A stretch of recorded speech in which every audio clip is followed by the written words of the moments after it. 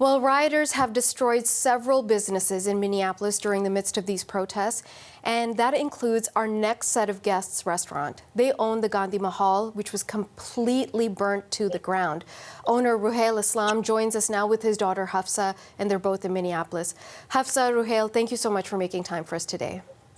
Thank you. Thank you for being here. I'm very sorry about what has happened to you, that you've lost your business. And Hafsa, I'd like to begin with you. When you and your dad learned that the restaurant was burning down, describe to me how you found out, what night this happened, what was your reaction? Sure. I believe I woke up Friday morning at 6 a.m. A former employee of ours called me and let me know, crying on the phone. She was like, the restaurant, it's nothing, like it's burned. It caught fire from the rodeo, and I was like, at first I was very angry because this was like everything that we worked for here. It was our main source of income.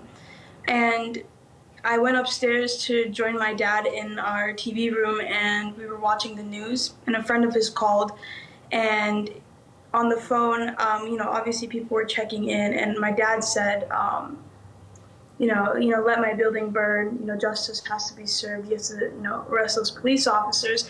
And that's when I kind of calmed down, because I realized that, I shouldn't be angry because the building burned down, but I should be, remembering what we're fighting for, what the cause is. I've been protesting alongside Black Lives Matter for a very long time now, and for a second I did lose it, but then I remembered why we were here and why this happened. And sorry, Hafsa, because I don't want people to miss something very special that you said, because you actually posted it on Facebook that your dad was on the phone with someone and he said, you put it out there, and then it really caught a lot of people's attention. Dad, apparently you said, let my building burn, justice needs to be served, put those officers in jail. At the moment that your restaurant had gone up in flames, how were you able to think about a larger picture? Yeah, first of all, I want to say good evening to Canadians. And we are not condoning violence. I grew up in Bangladesh, and I came here as a stranger. But for the last 12 years, we're building a fully fed community here through my restaurant and through interfaith climate movement. As you know, Bangladesh is a ground zero for climate movement, climate problem, and Minnesota is the ground zero for climate movement.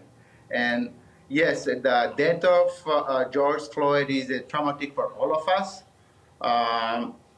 But we have been in the side that 30% helping with medics and feeding food.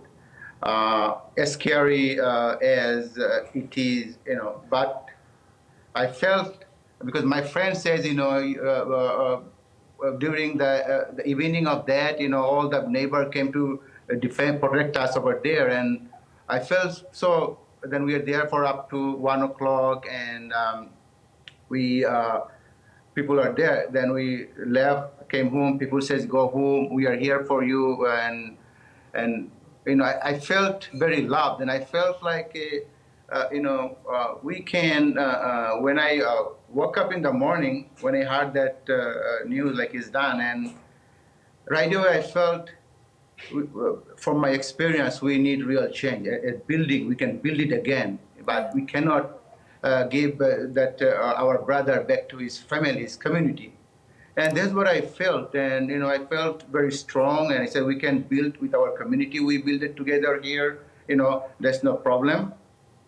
But we need to do something about it. And real change sometimes happen.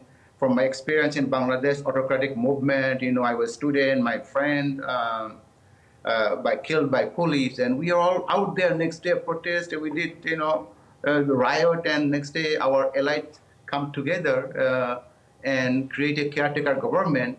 So this is a very traumatic and reflection. I says we need to do this here. We need our leaders come together and do it. But this is the world best country in the world, and I am in the best place in the entire country. Minnesota, Minneapolis, and so this is what I want to do. And I feel also like whoever burned our building, that's not our neighbor. We know we build a very emotional. We are very emotional connected with our neighbor and our. We know every single people. They love us, support us. There's outsider people came and burn, and sometimes I feel like this is probably some kind of mechanism to take over our whole area and give it to some big people. I don't know. That's probably part of that because. Because I got call message from someone, oh, you want to sell your building. So that's kind of as a Bangladeshi in Goa, we know this kind of politics can happen here too. And Ruhel, please, sir, forgive me for jumping in, but I don't want to run out of time, and I'm very curious, both you and Hafsa, what happens next? Are you going to rebuild the restaurant? Are we going to have Gandhi Mahal back up and running once things calm down? Yes, we'll be rebuilt and we'll come back with very stronger. But in the meantime, also we are looking around our neighbor, looking for a kitchen. We're going to start right away with maybe curry in a hurry, small takeout and delivery, and just make sure that we survive. My daughter going back to school, and I have a lot of people depending on this. My chefs, they're all worried. So I have to put them in the job right away. So we are really working closely with our community, our leader. So we'll get better on business, but we need justice. We need this change to happen. I'm worried sometimes when it comes to me next time. This is already here. It's going to be for our everyone. How many sacrifices we need to make. This is, I think, the last one. We should make this change immediately. Hafsa, I know you're starting classes up again tomorrow for summer school and summer courses. How are you feeling? You got to go concentrate on school, but meanwhile, the city is on fire, some parts of it. Your restaurant has been burned. You're going through so much, and we're also in the midst of a global pandemic. There's so much for you guys to deal with right now. How are you feeling moving forward with school and stuff?